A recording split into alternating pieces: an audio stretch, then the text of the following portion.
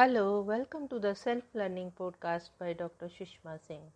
Let us start discussion on Unit 30, using SPSS for data analysis contents. SPSS Statistical Package for Social Sciences computer software program provides access to a wide range of data management and statistical analysis procedures. This program can perform a variety of data analysis including tables, statistical analysis, and graphical presentation of data. Also, SPSS is particularly well suited to sample survey research. It is assumed here that you have a basic understanding of the basic concepts and techniques of statistical analysis. You have also learned how to collect, edit, and code data for analysis. In this unit, you will learn how to use SPSS to perform data analysis. You can run SPSS on a personal computer within the Windows operating system.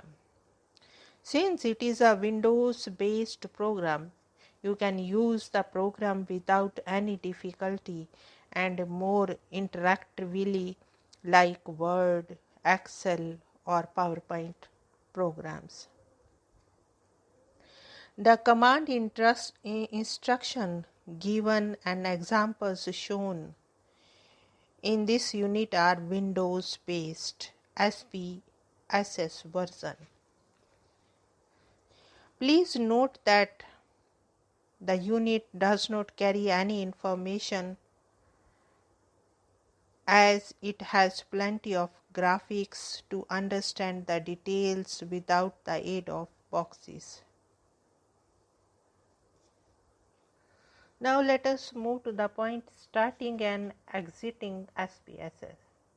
Normally SPSS program will be located in the programs folder of your PC. The first thing you would like to do is to create a data file. For this, check mark on the box and click or button on the SPSS for Windows menu dialog box. The menu dialog box disappears from the screen, leaving the data editor on the screen. Data editor helps you to enter a series of data you have in a specified format required for data analysis. Open an existing file, edit the data. Converting other data files into SPSS data file will be active throughout your session of using SPSS data entry and data analysis. The data editor looks like a worksheet made up of a series of rows and columns. The interaction of a row and column is called a cell. The cells may contain numbers or text. Each column will contain information or data for each variable.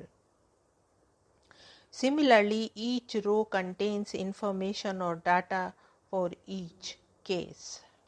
There are two views available in the data editor, data view and variable view.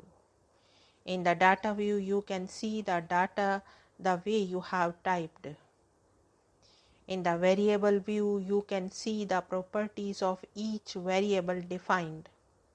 To access these views, click on the respective buttons located at the left button of the data editor screen. Now let us discuss entering data into data editor. As you have learned earlier, your data may contain a number of variables. Examples of variables are sex, female or male, marital status, married or unmarried, widows, etc. Income, attitude, likes, dislikes, etc. A score, etc. Again, for each variable you may have a number of observations called cases. You have also learnt in earlier unit how to assign codes to the qualitative data. For example, you have a data set containing information of 30 people on sex distribution, age, marital status, and income. You also assign the following codes for the data set. Sex distribution mean male equal to 1, female equal to 2. Age in year, marital status married 1, unmarried 2, widowed 3. Income in rupees. The process of data entry into the data editor involves 4 basic steps. First, define variables. Second, define labels. Third, define missing values. And 4, enter the data into the cells. We will explain these steps with the help of the data given in our earlier example. For this, move your cursor to the left button of the data editor and click on variable view button if the data editor is not in the variable view. The step 1 is define variable. You need to define a variable to name it, specify the data type, qualitative, quantitative, number of decimal places, etc. Assign labels to the variable and data values. Define missing values and specify levels of measurement, nominal, ordinal, interval, or ratio scale. In addition, you can also define the column format. For this, activate a cell in the first column by clicking on it. Click on the variable view button. The grid will change to a new format. For each variable you create, you need to specify all or most of the attributes described by the column headings. Activate the first cell in row 1 under name column heading to change the variable name. Type the name of the variable, say sex, then press enter key. Observe that the variable name sex replaces with the default variable name var, and in other cells of the first row the default properties of the variable will appear. Remember that a variable name can have a maximum of 8 characters containing only letters or both letters and numbers.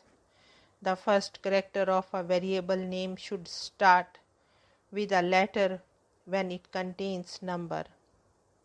There should not be any special characters in the variable name. Also, in the same data file, no 2 variables should have the common name.